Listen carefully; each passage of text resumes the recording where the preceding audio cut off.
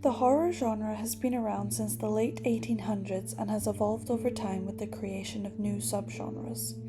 The very concept of genre is problematic, particularly for horror, as it is an ever-changing genre which is constantly presenting new tropes, modes, and motifs. Through analysis of Yorgos Lanthimos' A Killing of a Sacred Deer, I will explore the psychological horror subgenre.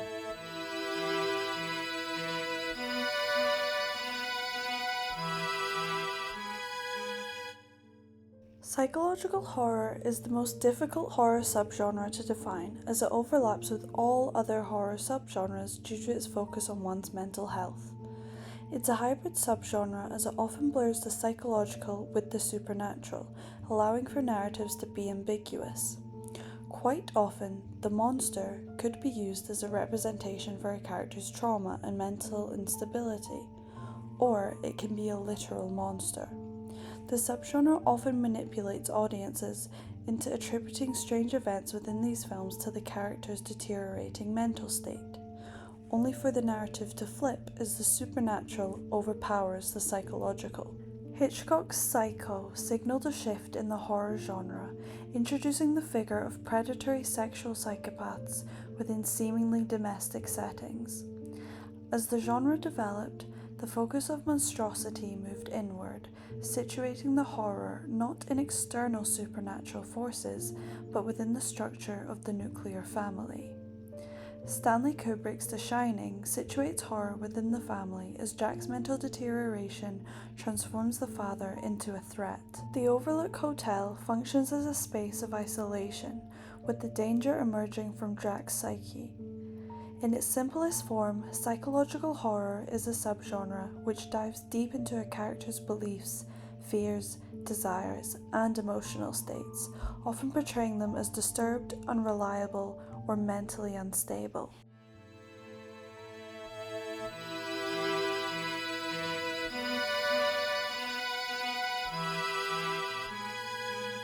The Killing of a Sacred Deer follows Stephen, a renowned cardiovascular surgeon who lives with his wife Anna and their two children, Kim and Bob.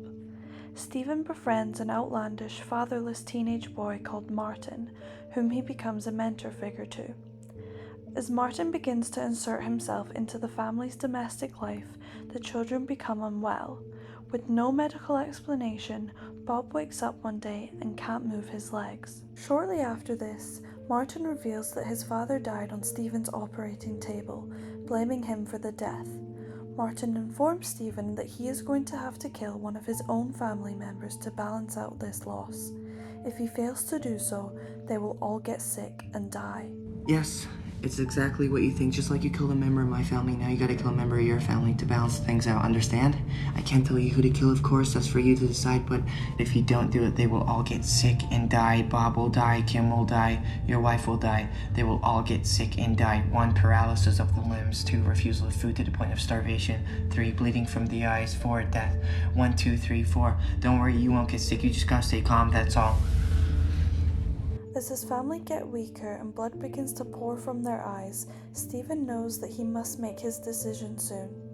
In an attempt to be saved, the family compete against one another, trying to flatter Stephen in the hopes of avoiding death.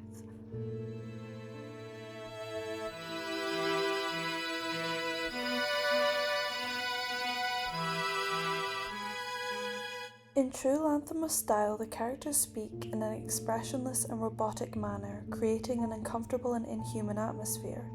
This detached delivery strips emotion from the dialogue, contributing to the unsettling tone. In horror, realistic dialogue is very important, as it captures the audience's attention and helps make the world of the film believable. If realism is removed from dialogue, the characters can seem dull and the diegesis artificial. By deliberately rejecting this realism, the film creates a disturbing sense of emotional emptiness and unease, reinforcing the film's psychological horror. The unexplained illness affecting Stephen's family creates uncertainty about whether the events are psychological or supernatural, echoing the subgenre's hybrid nature. The disease's symptoms of paralysis and refusal to eat hold no medical explanation, undermining Stephen's identity as a surgeon who relies on science and rationality.